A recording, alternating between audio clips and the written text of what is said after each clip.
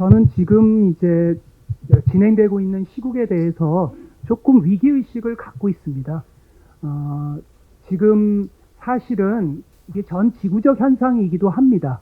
그러니까, 일단 미국과 한국만 보더라도 이제 미국이 어제 이제 취임식 때 트럼프 대통령의 발언은요, 국가 비상사태라는 단어가 여러 차례 나옵니다.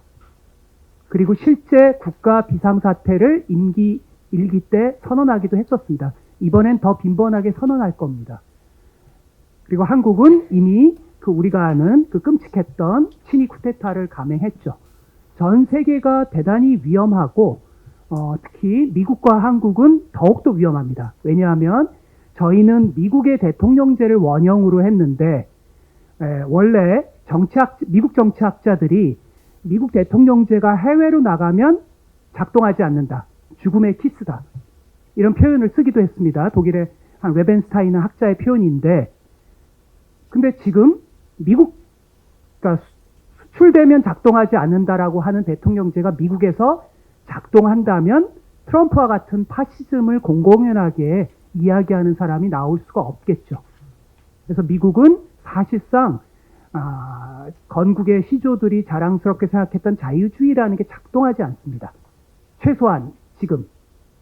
근데 저희 한국은 미국 시스템이 하지 못했던 걸 갖고 있습니다. 즉 시민 헌정주의라고 제가 부르는, 그러니까 공화주의의 기류에서 특히 시민의 참여를 강조하는 공화주의적 흐름을 대한민국은 구현해 왔습니다. 그래서 이번에도 시민들이 거리에서 우리는 어떤 대한민국인가, 그리고 어떤 가치를 지향하는가를 발로서 표현했고, 그것을 지금 지식인 사회와 정치권은 그것을 제도나 어떤 개혁으로서 구현해야 될 책임이 있죠. 그래서 저는 너무 비관만 할 것이 아니라 저희 시스템이 가지고 있는 위대함, 미국이 부러워하는 이 시민 헌정주의의 가치를 살려나갔으면 좋겠다라는 말씀이 일단 이 페이퍼를 쓴 문제의식의 출발입니다. 다만 안타깝게도 이 법원 폭동 사태가 증명해 주듯이, 그리고 취임하자마자 트럼프가 1,500명의 폭도들을 사면해 준 것에서 드러나듯이, 그 폭도들의 수괴는 프라우드 보이스라는 것의 수괴는 무장단체입니다. 한국의 백골단이에요. 그러니까 그런 위험한 단체의 수괴를 22년형을 받은 사람을 사면해 준다라는 건 이게 시스템이 작동하지 않는다는 얘기죠. 그래서 제가 여기 나눠드린 자료집에서 나름대로 한번, 이게 학문적 개념은 아닌데, 차가운 내전의 시대가 최소한 시작됐다라고 한번 이름을 붙여봤습니다. 이게 콜드워, 그러니까 냉전, 그것을 그냥 비유해서 문학적으로 한번 표현해봤습니다. 이제 이 자리가 아카데믹한 자리는 아니라서 약간 비유적 표현들을 제가 많이 한번 써봤습니다. 그리고 이거는 윤석열과 트럼프 두 분은 마지막이 저는 아니라고 생각합니다. 아주 극단적 예외가 아니고요. 앞으로 언제 더 유능한 파시즘의 어떤 인사가 나타날지 모릅니다. 이게 파시즘이라고 제가 옛날부터 이게 트럼프 대통령 후보가 나왔을 때부터 파시즘이라는 표현을 썼을 때 사람들이 왜 이렇게 그런 과격한, 그리고 파시즘이라는 건 함부로 붙이면 안 된다. 근데 제가 이름을 갑자기 까먹었는데, 저명한 파시즘 이론의 대부죠. 그분이 최근에 입장을 수정했어요. 잘못 생각했다. 트럼프는 파시스트였다. 저는 지금 그 정도로 아주 위기의 상황입니다.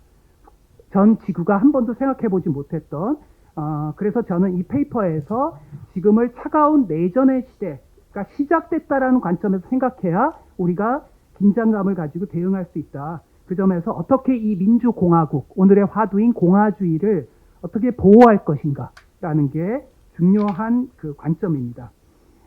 그리고 저희 지식인의 역할이 아무래도 낙관보다는 최악의 상황을 항상 얘기하는 어떤 비관을 이야기하는 게 좀 더 안전할 것 같아서 제가 87년 사태의 부활이 될 수도 있다라는 얘기를 드려보는 겁니다. 물론 그러지 않을 가능성이 높죠. 그러나 항상 최악의 가능성, 특히 한국의 수구 진영은 이게 축구 용어를 빌자면 빌드업에 굉장히 능한 사람들입니다. 어제까지 파시즘 얘기를 하다가 천연덕스럽게 오늘은 다른 얘기를 할 수 있는 사람들이에요. 그런 점에서 긴장을 놓치시면 안 됩니다. 특히 제가 가장 우려하는 건 경제주의적 담론을 가지고 우리 모두가 불안하잖아요. 환율. 그럼 경제주의적인 전문가 행세를 하는 분들이 어느 날 출연할 수 있는 겁니다. 저는 그런 점에서 긴장해야 된다. 다만 지금 국민의힘은 다행스럽게도 과거 3당 합당 시절에 유능했던 전략가들이 다 사라졌습니다. 그런 점에서 그런 건 다행이겠지만 긴장은 놓치지 않아야 된다라는 생각이 들고요. 그리고 민주당이 문재인 행정부 시절이나 많은 성취를 했죠. 하지만 언제나 성찰하고 돌아볼 때 시민들도 그 진정성을 이해해 주시고 더 나은 비전을 한번 설계할 수 있지 않을까. 무조건 국민의힘 전체에 대한 악마화, 무조건 비판만 가지고 과연 새로운 시대를 열어갈 수 있을까. 언제나 모든 인생이 그렇듯이 가장 엄격하게 비판하고 반성할 때 훨씬 더 많은 세력들과 함께 할 수 있지 않을까. 진짜 빌드업을 지혜롭게 해야 된다라는 말씀을 감히 드려봅니다.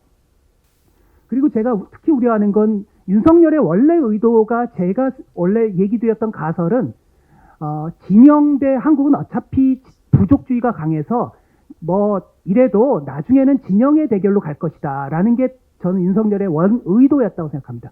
불행하게도 약간은 지금 그렇게 가고 있습니다. 국민의힘에 되게 합리적인 얘기를 과거까지 했던 몇 분들이 있습니다. 그분들이 천연덕스럽게 아직 계엄의 증거가 없지 않느냐라고 기괴한 얘기를 하는 거죠.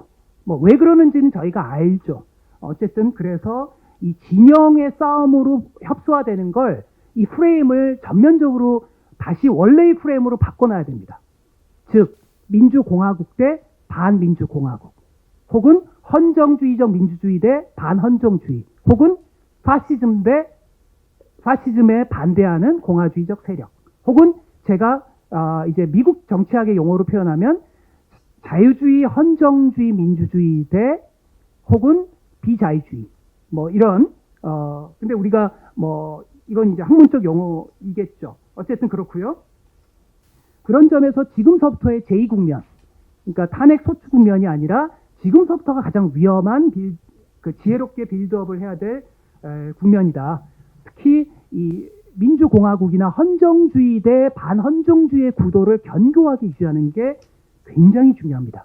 그렇지 않으면 언제든지 그 이상한 선동하는 세력들한테 활용될 수가 있습니다.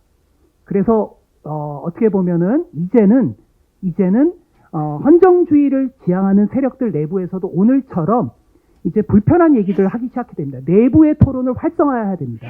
내부의 비판적 토론을 활성화하지 않으면 나중에 어떤 그 핑계를 주게 됩니다. 그런 점에서 그다음에 언론들도 최근에 굉장히 걱정이 저는 많이 되는 게 기계적 중립성. 파시즘이 공론의 장에서 동등한 마이크를 제공하는 게 마치 민주주의인 것처럼 이상한 풍토가 있는데요. 그거는 굉장히 위험합니다. 그건 나중에 파시즘을 합법화하는, 미국에서 저는 지금 트럼프 파시즘이 등장했던 가까운 계기는 트럼프가 물고문을 합법화할 수 있다 혹은 그 이상도 해야 된다라고 얘기했을 때 미국의 트럼프 정당이 그거를 용인했죠. 당장 그 자리에서 캠페인이 접어야 되는 상황에서 사실은 그걸 용인했죠. 지금 한국의 국민의힘 다수가 비슷하게 가고 있는 겁니다. 굉장히 위험합니다. 그분들이 자유민주주의를 얘기하죠. 헌법재판소에 와서 자유민주주의. 근데 우리 모두가 알다시피 뭐 우리 한국 현대사 우리 정영 선생님 계시지만 한국에서 자유민주주의라는 건 미국의 리버럴 디모크러시 얘기를 번역한 건데 사실은 수구를 그렇게 포장하는 거죠.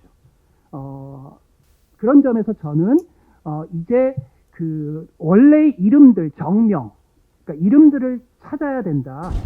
그 점에서 진보 진영 혹은 민주당 진영이 제대로 된 역할을 해야 된다. 과거 김대중 노무현 대통령이 미국의 민주당과 소통을 잘 하셨습니다. 서로 리버럴 정당, 자유주의적 정당으로서의 정체성에서 서로를 존경했고 서로를 비판했고 서로를 발전시키고자 했죠. 그래서 지금의 한국의 민주당도 김대중 노무현 정신을 다시 복원하셔야 됩니다. 그렇지 않으면 언제든지 파시즘 세력들, 과의 선거에서 승리하는 데 있어서 불확실성이 노정될 수 있습니다. 왜냐하면 51대 49는 위험하거든요. 지금 같은 친위 쿠데타를 한 세력들과 최소한 70대 30은 돼야 정상적 사회 아닌가요? 자, 그런 점에서 저는 얼마 전에 우원식 의장의 화두가 참 좋았습니다. 절제, 관용. 그런 자유주의를 민주당이 하셨으면 좋겠다. 근데 오늘인가 어제 보니까 의도는 알겠습니다. 여론조사, 회사를 마치 조사해야 되는 듯한 대단히 정치적으로 어리석고 현명하지 않습니다. 당장 철회하십시오.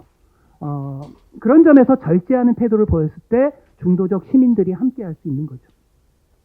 그래서 얼마 전에 이재명 대표께서 뉴욕타임즈 인터뷰를 잘 하셨습니다.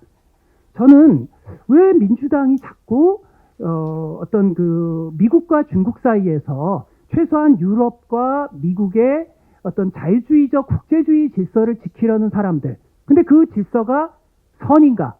모든 국제 질서는 위선의 덩어리입니다. 하지만 그래도 적법한 절차와 투명성을 상대적으로 강조하는 세력들과 함께 하면서, 그러면서 그 세력들을 비판하는 태도라는 점에서 오해의 소지가 있었던 것도 사실입니다. 그래서 다행히 문재인 대통령께서 정상회담 때 양안관계라는 걸 언급하셨어요.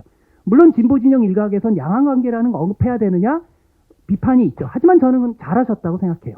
그래서 지금의 민주당은 이런 정국에서 조심해야 됩니다. 빌미를 주지 않아야 됩니다. 왜?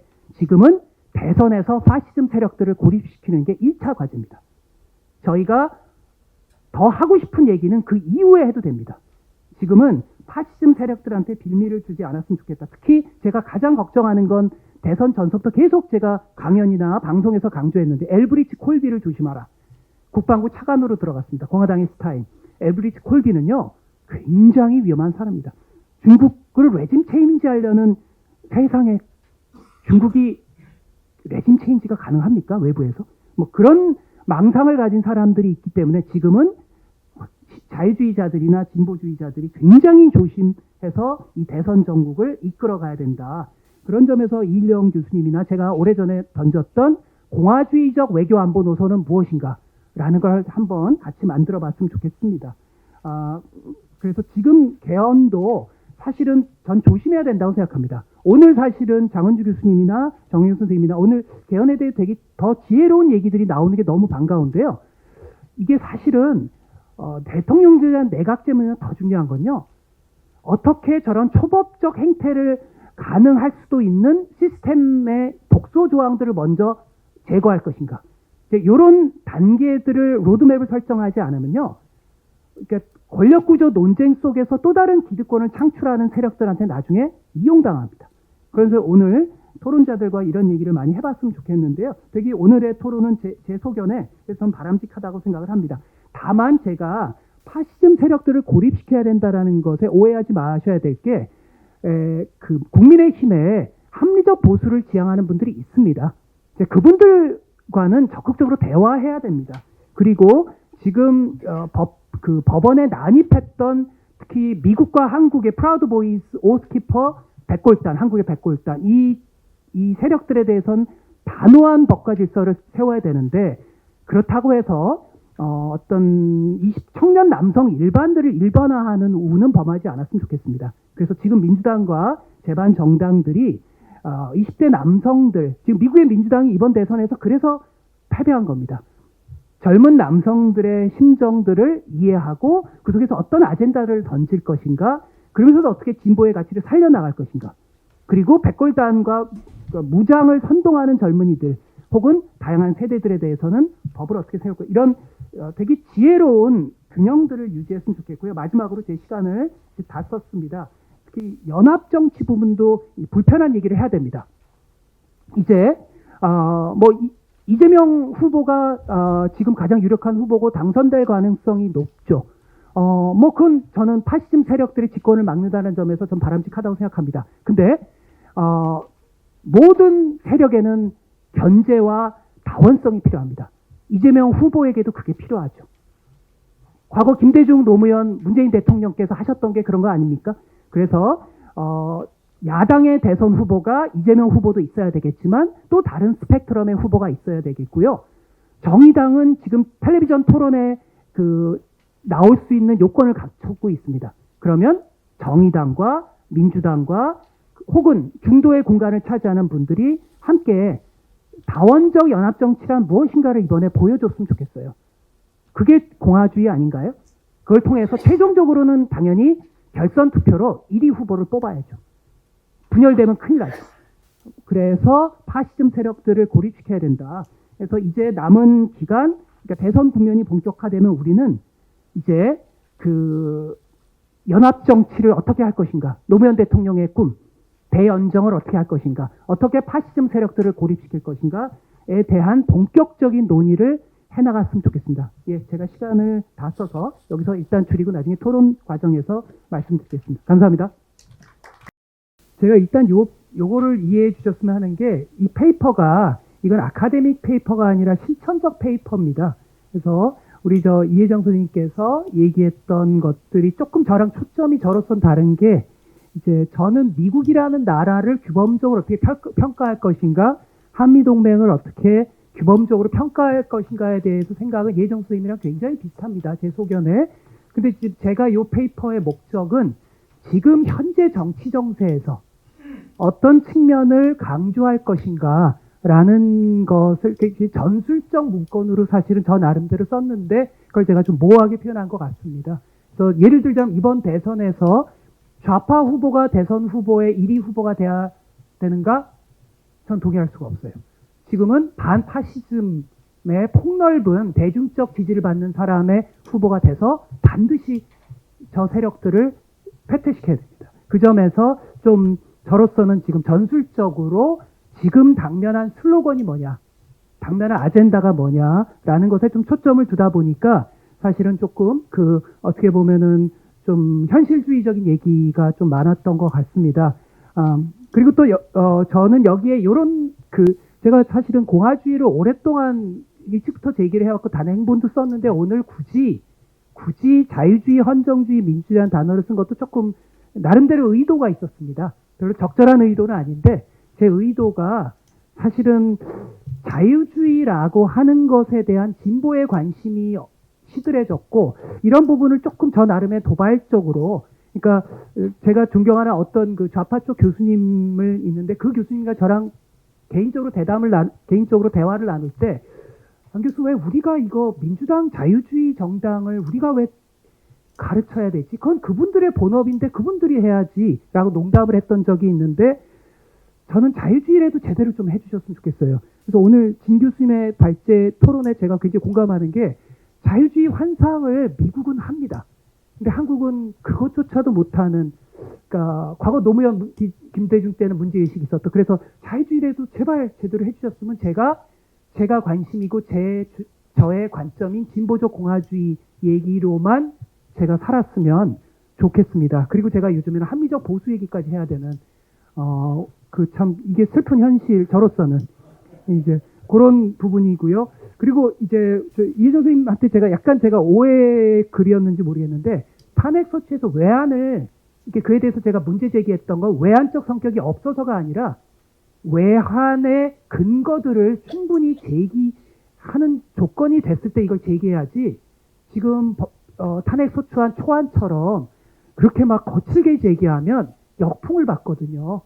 그래서 최소한 미국은 법적 훈련들을 우리보다는 잘 받았는지, 아마 미국의 탄핵 재판을 한번 보십시오. 거의 정치학 수업같이 탁월합니다. 최소한. 물론 트럼프는 더 탁월해서 다 비껴놨지만, 어쨌든 그런 점에서 민주당이 정말 잘하셔야 됩니다.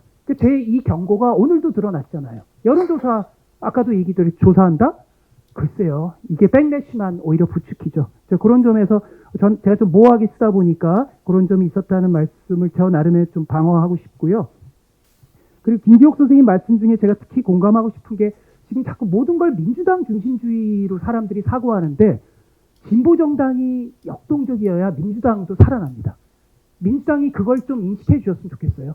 자꾸 모든 걸 민주당이 집권해야만 세상이 좋아진다라고 얘기하지 마시고, 진보정당의 영역이 있습니다. 저는 민주당을 주로 자문했던 사람이지만 한국의 진보정당의 찬란한 역사를 인정하는 사람입니다. 그 점에서 좀 우리가 민주당이 진보 정당과 이제는 연합해서 어떤 좀 더 나은 질서를 만들 것인가에 조금 전향적으로 거기에 이제 합리적 보수까지 합쳐져서 그 다음에 그 장원주 교수님 얘기 너무나 공감하는데요. 그 공화주의란 얘기를 오늘 뭐 제가 일부러 안 해도 될 것 같아서 사실은 제 얼마 전 신간이 생태공화주의에 대한 화두입니다. 근데 갑자기 이번 전국에서 책을 내다 보니까 유토피아적 얘기가 돼버렸어요. 한국은 아직 그 얘기를 할 수 없는 건지. 어쨌든 그래서 오늘 조금 자유주의를 제가 강조했던 것들에 대한 저 나름의 변명 같은 게 좀 있고요. 그 다음에 개헌 부분에서 진 교수님이 말씀하신 것처럼 좀 귀납적으로 갔으면 좋겠어요. 안 그러면 이거 되게 위험합니다. 귀납적으로 하나하나 지금 제거할 부분들이 뭔지라는 것들을 얘기했으면 좋겠고, 나중에 개헌 정국에서는 장 교수님이 던진 화두, 안성호 교수님이 던진 화두, 저도 계속 한국에서 호주식 선호투표제 이제 본격적으로 좀 얘기했으면 좋겠다. 그래야 파시스트 세력들을 준동을 덜 막는다. 완전히 막지는 못하죠. 그리고 마지막으로 정혜군 선생님 말씀처럼 차가운 내전이라는 개념, 아직은 제가 섣부른 개념이라서 조금 열심히 한번 모니터링하고 정교화해 나가야 될 것 같습니다. 그러니까 사실은 제가 유승민 대표 같은 보수적 공화주의와 박세일 선생님 같은 돌아가신 보수적 공화주의와 저희 진보적 공화주의자들이 함께 멋있게 한번 싸워보고, 보수적 공화주의 유승민 후보가 우리 쪽에 진보적 공화주의자가 한번 멋있게 대선에서 경쟁해봤으면, 근데 그런 세상이 당분간 안 올 것 같아요. 그래서 그런 속에서 이제 정혜우 선생님 말씀하신 연합 정치를 이제 남은 전국에서 정혜우 선생님 같은 무게 있는 분이 오늘 제기하신 거예요. 그러니까 심각하게 좀 이제 논의했으면 좋겠습니다. 그냥 제 질문을 드리는 걸로 요약을 하겠습니다. 그러니까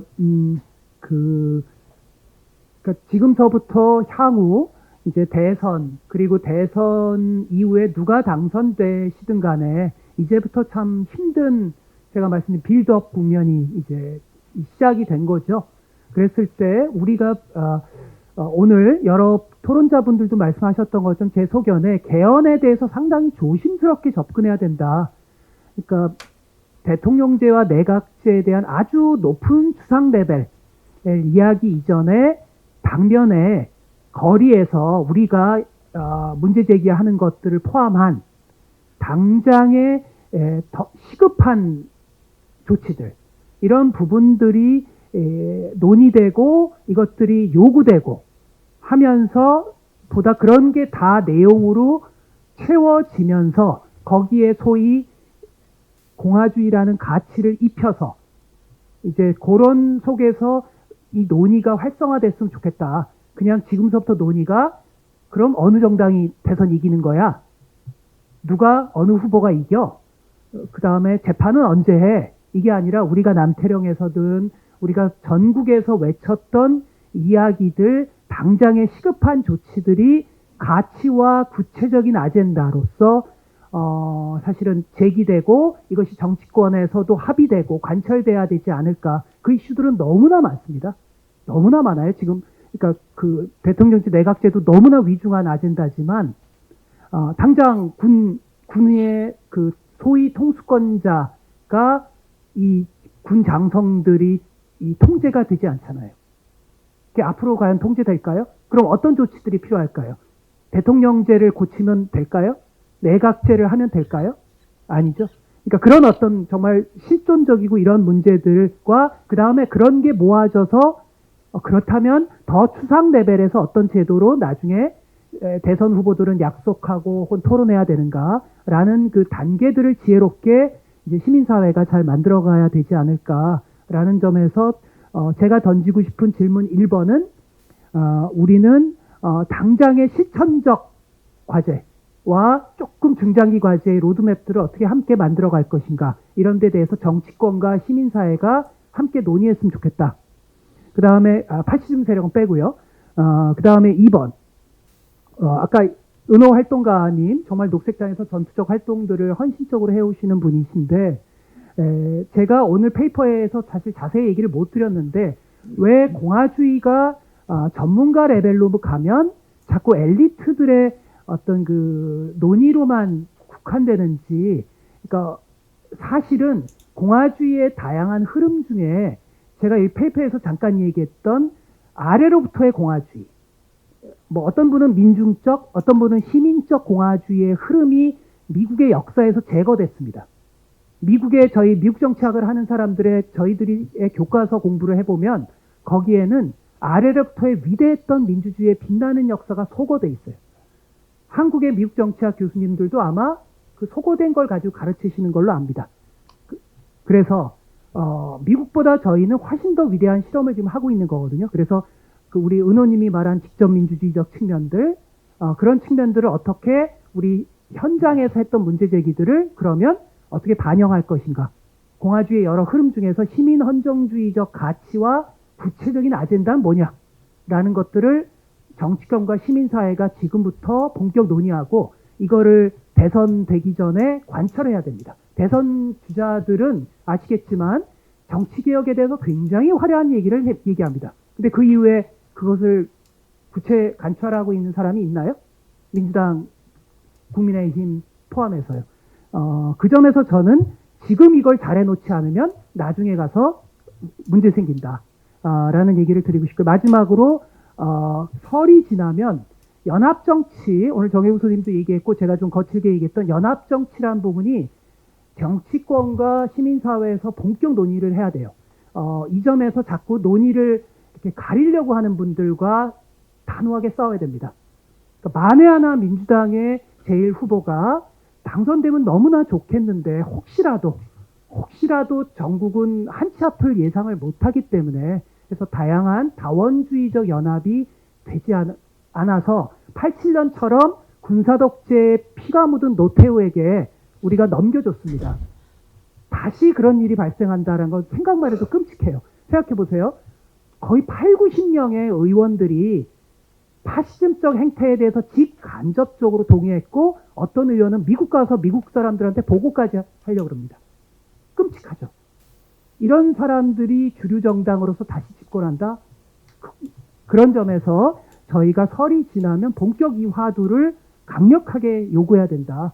그리고 민주당과 정의당과 제가 이제 녹색당의 언급을 빠뜨렸는데 저도 이제 기후에 대한 문제의식이 좀 부족한 거죠. 지금 사실은 아마 은호 활동가가 처절하게 얘기하고 싶을 겁니다. 왜요? 트럼프가 탄소세 얘기하고 있어요. 트럼프가요. 이유는 이미 탄소세 관철하고 있고요. 그러면 세상에 그거를 녹색당이 얘기하기 전에 한국에 그렇게 한국을 사랑하고 한국의 국가 경쟁력을 걱정하신다는 보수께서 저는 한국을 사랑하는지 상당히 의문이 들어요. 그러니까 녹색당의 처절한 외침들. 그 다음에 마지막으로 아까 장은주 교수님이 얘기한 게 저희가 학계에서 얘기하는 밀리턴 디마크러시, 영어로 얘기하면 그 다음에 방어적 혹은 전투적 민주주의 화두입니다. 이제 파시즘이 등장한 상황, 미국과 한국에서 이제는 과거와 같은 자유주의만으로 대처가 상당히 힘듭니다. 그래서 비상시국회의에서도 제가 알기로는 어떤 회의에서 치열한 논쟁이 붙은 걸로 압니다. 저 파시즘 세력과 싸울 때 우리가 어떤 더 단호한 조치를 취해야 되느냐. 물론 함의적 보수님과는 견인을 하고 이게 앞으로 한국 사회에 굉장한 화두가 될 겁니다. 그래서 이 화두도 함께 좀 논의를 해봤으면 독일의 사례와 미국의 한계를 같이 놓고 그런 점에서 저는 이 당면한 실천적 지침, 그 다음에 공화주의의 시민적인 아젠다, 그 다음에 연합정치를 설 이후에 그 다음에 방어적 민주주의의 내용, 한국적 내용, 독일 걸 베끼거나 미국 걸 베끼는 게 아니라 이런 부분들이 전면적으로 논의할 것을 제안합니다. 네, 이상입니다.